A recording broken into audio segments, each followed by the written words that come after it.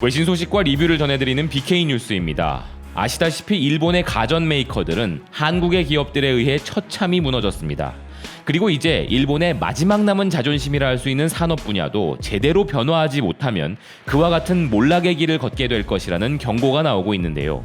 우리보다 훨씬 앞서 미국, 독일과 함께 세계 자동차 산업의 큰 축으로 20세기를 이끌어왔던 일본의 자동차 산업이 일본의 가전 메이커들의 몰락과 같은 길을 걸을 수 있다는 우려 섞인 이야기를 일본의 경제주간지 다이아몬드 온라인이 보도했습니다.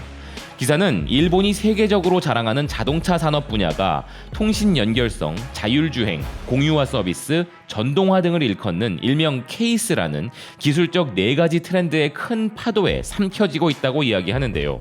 이는 전통적인 자동차 산업이 변화를 강요당할 정도로 업계에 주는 파괴력이 엄청나며 2030년경에는 선진국의 모든 신차가 항상 인터넷 통신망에 접속되는 커넥티드카로 출시될 전망이라고 이야기하는 기사는 자동차의 대형 스마트폰화에 가속도가 붙을 것이라고 전망하는데요.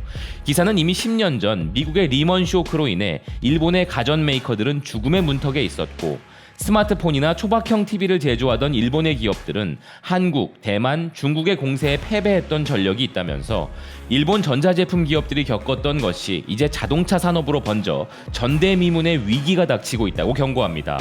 현재 일본 자동차 산업이 맞닥뜨린 이 위기는 가전 메이커 위기 때와는 비교가 되지 않을 정도로 심각하다는 기사는 미국의 구글, 애플 등의 IT 대기업들과 독일의 보쉬 등의 메가 서플라이어들과 함께 중국 기업들이 일본의 자동차 산업을 파괴할 유력한 후보들이라고 이야기합니다.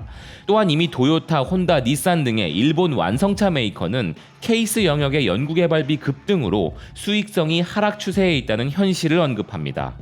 이런 일본 자동차 산업의 위기는 우리 대한민국의 자동차 기업들도 자유로울 수 없는 부분이긴 한데요. 다행히도 최근 한국의 현대자동차 그룹이 공격적으로 투자하고 있는 분야를 보면 바로 이 케이스에 부합되는, 즉 미래자동차 산업의 변화를 예측한 움직임들로서 글로벌 자동차 산업 트렌드를 추격해가던 포지션을 넘어 이제 선두에서 이끌고자 하는 노력을 기울이고 있는 상황입니다. 일본은 변화를 두려워하고 전통을 고수하는 성향이 있는 반면 한국은 변화에 능한 역동성이 산업을 지탱하는 가장 큰 무기라고 할 수 있기에 급변하는 산업 분야에 적합한 특징적인 부분을 따져본다면 한국의 기업들이 일본의 기업들보다 더 우위에 있다고 봐야 할 것인데요. 한국의 가전 기업들이 일본 가전 기업들을 따돌리고 세계 정상에 선 것처럼 미래자동차 산업 분야에서도 한국 기업들이 선두주자가 되길 바란다는 의견입니다. 지금까지 BK 뉴스였습니다. 시청해주셔서 감사드립니다.